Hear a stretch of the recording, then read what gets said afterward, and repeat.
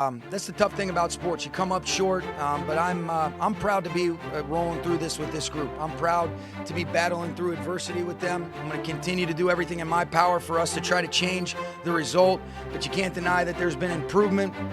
You're not going away with the moral victories, but I think we can all see the steps that this group's taken.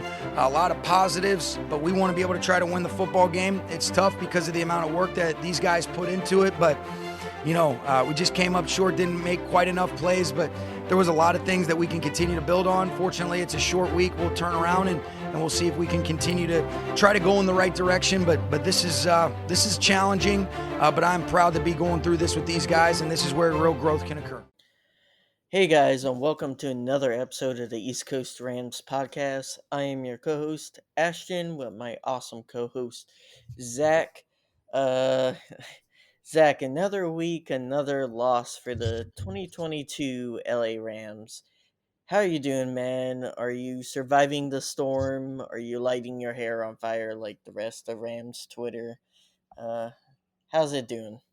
Yeah, going into this week, going into the week of the Seahawks, I wasn't, I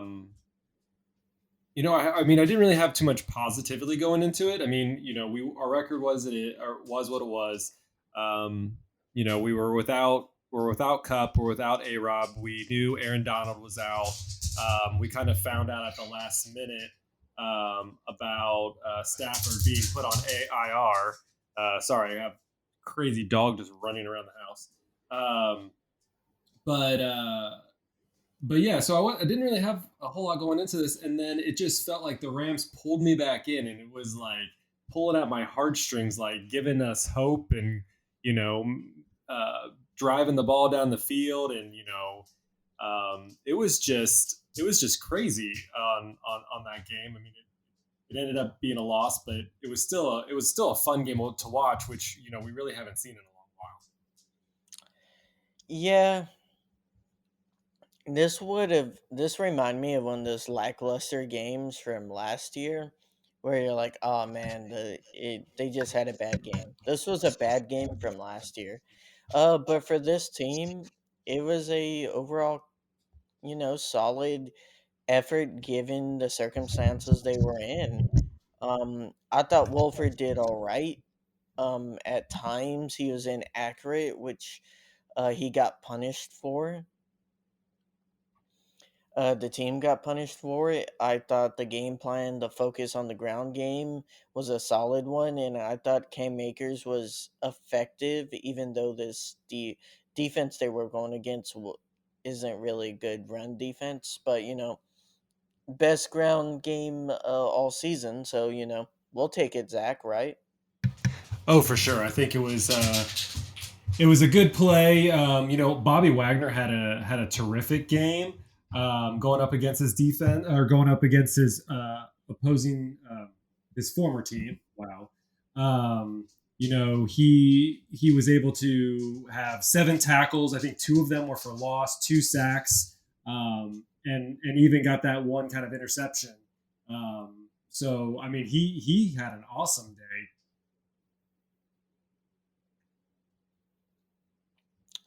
Yeah, the Seahawks team, they're a solid team, and we stayed in the game the entire game with them, and we've seen this team stick in games and just like completely lose, kind of collapse in the fourth quarter. And this team didn't. Like, I mean, they did, but later in the fourth quarter, into the point where the Seahawks have really only had one more chance. Uh, we came down and we scored more than one touchdown, Zach. It's a miracle. I wonder what Sean McVay sacrificed to the football gods to get this. Yeah, the first half it seemed better than the second half. I mean, it seemed like Wolford was actually moving the ball pretty well. We kind of got stuck on that. It always seems we get stuck right when it comes after halftime, and we just cannot move the ball efficiently. We get into a position where we're actually winning the game. With the last like just over 2 minutes left of the game, and our defense just could not finish it up. And that's just one of the we've had this up and flow where if our offense seems to be doing well, our defense seems to not be doing as well. And it's not really our defensive line, even though we didn't have Aaron Donald in it. Our defensive line played really well. Our linebackers played really well. It was really in our secondary that Yeah. really messed up this game and allowed Geno Smith to kind of run the game that he wanted to play against the Rams. Yeah, going into the season, we really thought our secondary depth was great, especially our cornerbacks. I don't know, Zach. It appears like Jalen Ramsey is the only competent cornerback right now. It is And no, and our you're safeties are almost non-existent. Don't get me wrong. Nick Scott makes a good play from time to time, and I think he's a average safety in the NFL. I really do think he's average. But if you pair an average safety with a very below average safety in Taylor Rapp, you're going to get bad Yeah, plays. I think Nick Scott can be an above average safety if he was paired with a average safety. And Taylor Rapp, he has its moments. He in a season he has 3, 4, maybe 5 good plays in the whole entire season, but that's just not enough. He's missing tackles. It's just not the level that I feel like we are expecting. And when a safety is also supposed to help out in coverage, it just seems like he's completely lost out there. How So many times do we have to watch a TD replay where he misses a tackle? I mean, it seems like it's at least once a It's game. every game. It's every game. Every week, he has at least one missed tackle that could have stopped a touchdown. And, it's his coverage, it's his tackling. Um, for every good play we get out of him, we get 5 bad plays, and it's not going to cut it, Zach, in the NFL. And I think he had a solid rookie season, but after that, he's been below average. He's been a Yeah, box safety. Uh, yeah. and that's fine as like a fifth depth piece, but as your starting safety or your second safety, like it's not going to cut it. And we're seeing it every game. This defense isn't the problem for this team. It was a problem this game. It's not a problem as a whole. The offense just struggles to get off the field. 23 points still, Zach, in the NFL. That's going to win you half your games. If you It score would have 23 points, you're going to win 50-50. Oh yeah, I mean, if you go back and look at all of our games, I'm going in and pulling those up right now. But like, I mean, we would have won. Let's see, the last time we scored over 20 points was with the Falcons. That was the last time. But we would have beat the Cowboys with that score. We would have beat the Buccaneers with that score. Um, we would have at least won a couple more games at least if we would have got to 23 points. And even some of those, I feel like it was more like the last minute we were trying to rush the ball down and we did a dumb play. So it's definitely been our offense that's been holding us back, and yet this seemed like our offense was actually putting a good foot forward and actually accomplishing it, especially when you are looking at your backup quarterback. You're looking at not having Cooper Cup. You're not having Allen Robinson.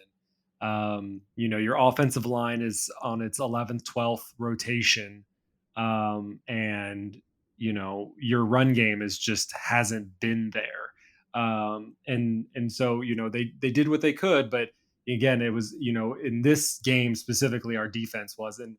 Honestly, I'm getting really tired of people complaining about Jalen Ramsey and saying that he's kind of washed up. I mean, I get that, yes, there may be one play a game where he may get burnt, and that happens, but he only allowed 17 yards when he was in coverage. One Well, of I two mean, catches. it's like people don't understand difference between man coverage and zone, and we play primarily like 80% zone. So yeah, when you see a wide receiver running straight past Ramsey, that's not his zone. He's running into the safety. He looks behind it, expects a safety to be in a zone behind them, and he's not. And then you see Ramsey trying to make a great play and make up and cover a zone that's not his own. Mhm. Like, it's not saying Ramsey's perfect. He's not perfect. He No, he but had a rough stretch of games at the end of the season last year. And he's had rough games this year, but overall, like, his play is not the issue. no, and he's one of those, on this team, he is one of these players who brings in passion and who's able to train and try to get the other cornerbacks and get this defense kind of pumped up when they need it. And he's a great model for this team and as a player on the defense, and especially when Aaron Donald goes down and you lose out on Cooper Cup, and now you don't have Matthew Stafford. You need somebody. You need a core player to be able to pick up those pieces and be able to motivate your team, and he's really good about motivating his fellow players. What do you think of John Wolford? I mean, two more interceptions. I think he has what, only one TD in his career and like five picks. It's it's not good, Yeah, Zach. I it, mean, it's he did all right this game. 14 to 26 isn't, it's not lighting up yeah, the world. and a lot of that I think came in the third quarter where they were struggling moving the ball. The first half, I think he played well with what he did. Um, and he had a few good throws. Some of it was due to the players. I mean, the Tutu Outwell throw, it was thrown overhead high, which he kind of tend to do. But Tutu did a great job at catching that one in. There's other few plays. Van Jefferson did one. The problem with Wolford is that he just doesn't have a deep ball. We could clearly tell at that last interception that, I mean, he really only should have had one. That last one, he tried and he couldn't even get it. I mean, if I go back and look at it, he was at least 10 yards away from the closest ram that he was probably trying to throw to, short. And so he just doesn't have the arm length. And we'll get into the big news here after we get through this preview. But this is kind of like, I get the first half. I get why McVay really likes Wolford. Um, I see it, but in the second half, it's kind of why I like Perkins. Is I did like he was mobile, and that's kind of what we don't have with Stafford. Is that he does a lot better when he's on the move, but it just wasn't what we needed it to be in the end. But again, he also got us to 23 points when we haven't been able to do that since week 2 or week 3, something like that, 2 or 3. Hmm. Yeah, Akers got two touchdowns. I thought he had a solid game. Not great, not terrible, solid. The D line, like you mentioned earlier, great game by D line. Michael Hoyt was a monster. Bobby Wagner, like you said, had a career day, just fantastic game. Wow plays. That's kind of what we wanted to see from him when we signed him, and he delivered this game. Yeah, I'm You really could tell looking. he wanted to win, Oh and yeah, for you sure. know, And it's I was super excited that Wagner got to play, and I really wanted him to get this win. I mean, the performance he deserved a win. They just couldn't squeak it out in the very end. Like you mentioned, Michael Hoyt, he was awesome. He's definitely going to be looked at. Especially going to be evaluated over these next 5 games, and he's going to be evaluated at that position for next year. And he's right now he's a good opposite piece to Leonard Floyd. So 2 sacks, 5 pressures against the Seahawks. That's pretty darn good um, for him. yeah, a little weird. Only 3 carries for Kyron Williams. Why do you think the team leaned more on Cam Akers this game? I think they're still trying to get Cam Akers back into the fold. You know, Kyron Williams, it's his rookie year, right? Is that right? Hmm. So I mean, he's on year one of his contract. So that's he has what at least a 3-4 year contract. So he's still in his rookie season. He has a lot that he's able to bring into this game.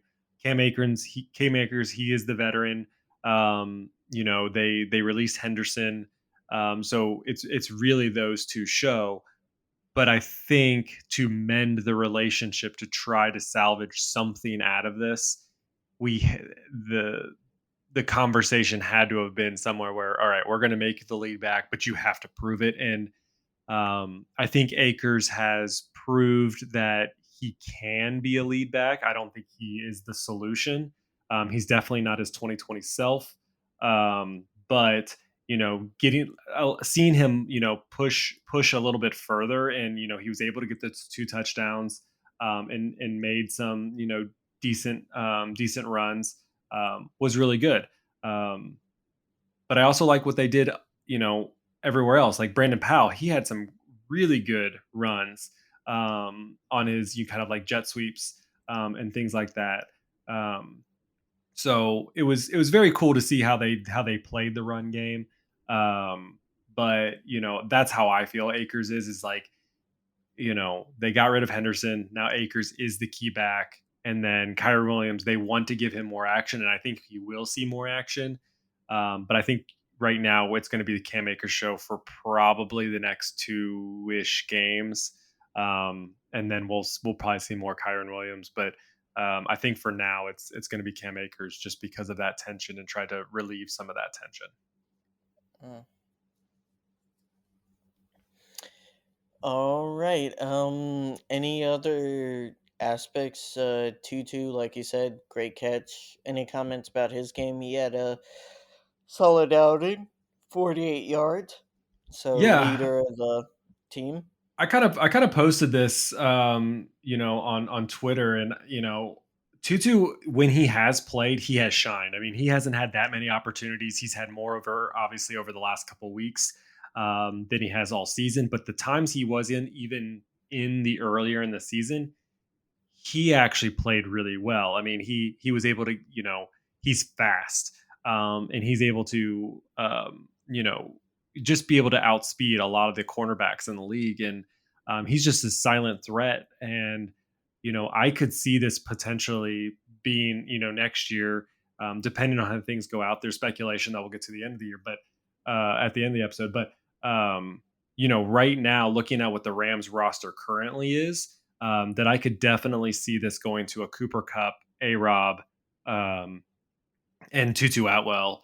They are going to be the lead three, kind of pushing Van Jefferson either down to fourth, if not trying to find him a home, on a different team, and continuing with Ben Scarana, because he's still under his rookie contract too. So um, that's just kind of how I've, just kind of looking at the numbers and looking at what's been happening this season. I could see, even though I like Van Jefferson, I think he's an excellent athlete and a great wide receiver. Um, I think he potentially could be the odd man out to give Tutu Atwell um, the the spot, and especially with what he's done so far.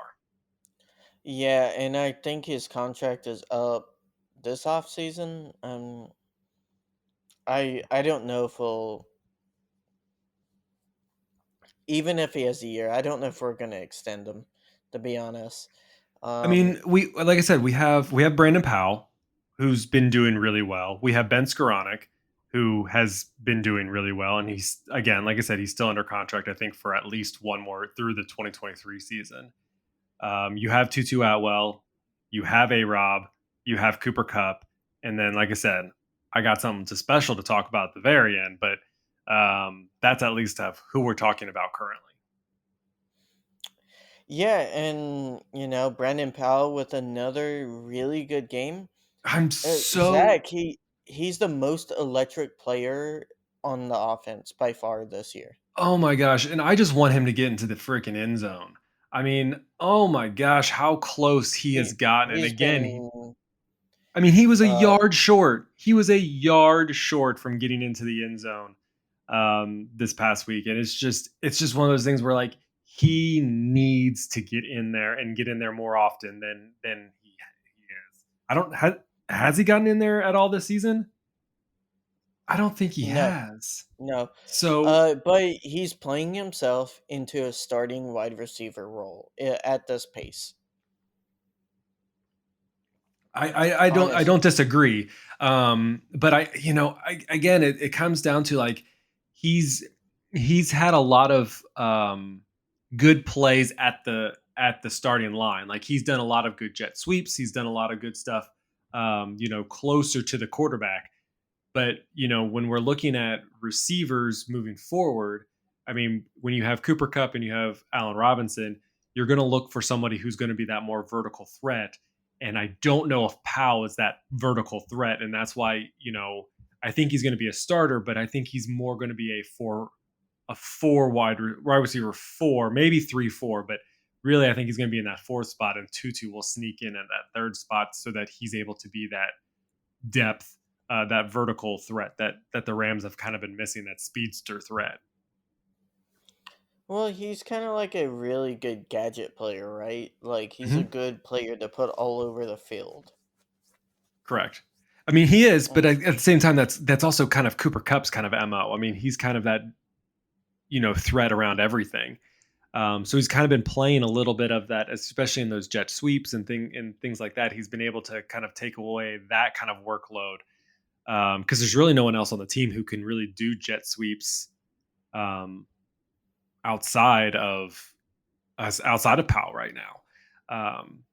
So, and I think Tutu actually did a couple jet sweeps too. So I guess I should take that back. But yeah, that's just kind of my initial thoughts on that whole matter.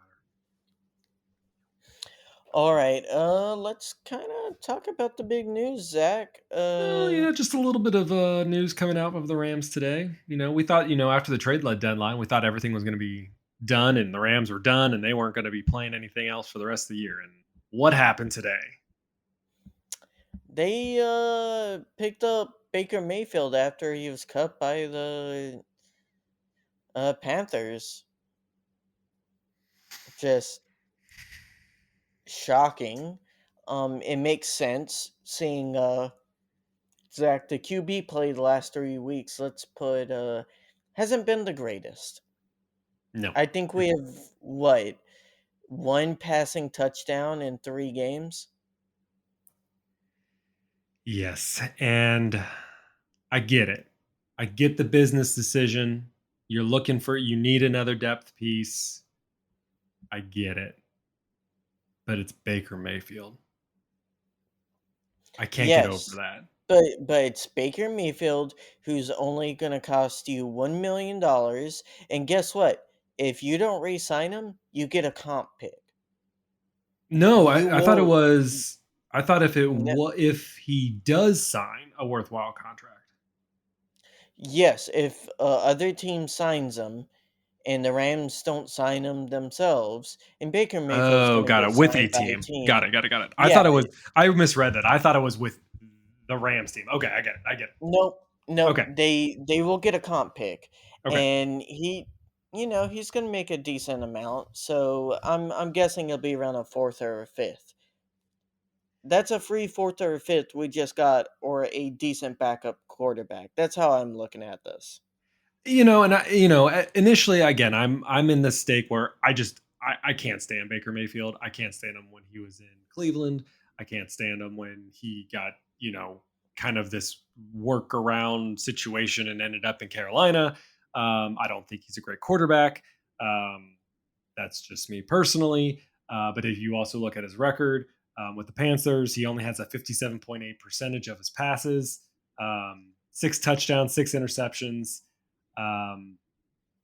He's in his 5th year, hasn't still really done a lot. I mean, again, he's now on to his 3rd team. And I don't know.